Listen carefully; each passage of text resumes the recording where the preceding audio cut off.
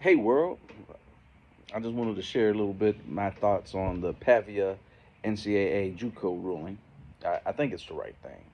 People are upset because the landscape is changing, things are different. Yes, kids will be older, but they'll be more mature. That develop. The goal is to develop servant leaders, to develop young men who are going to be good people in the community, outstanding citizens, all pro people. That is what you're trying to develop. That are well educated, well skilled, dedicated, and ready to be a pillar in their community. And they're going to be fathers. You want to give them the skills to be able to do that and provide for a family. And doing so, I think the ruling is good.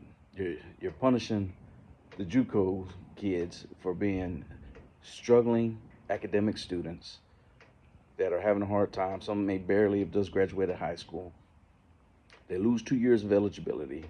They go to a 4 year school, and half of those credits, they go from 48 credits to possibly 20 that are transferable for a degree, and they're not able to pay for that once their playing time is up. So again, they're back at ground zero, where they're starting from.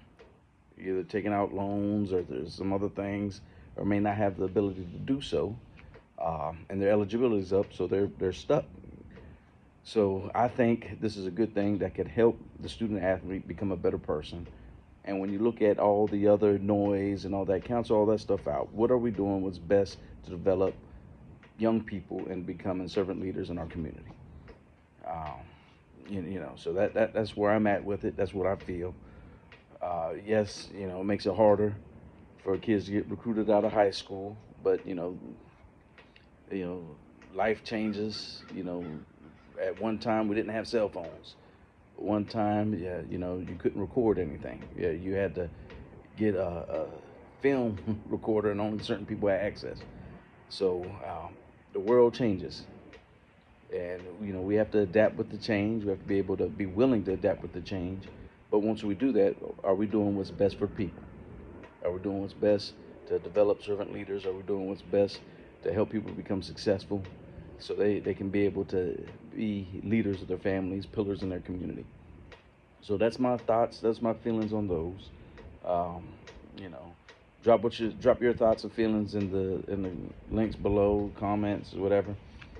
But hey, when you wake up tomorrow, the sun will shine, and we're gonna be playing football.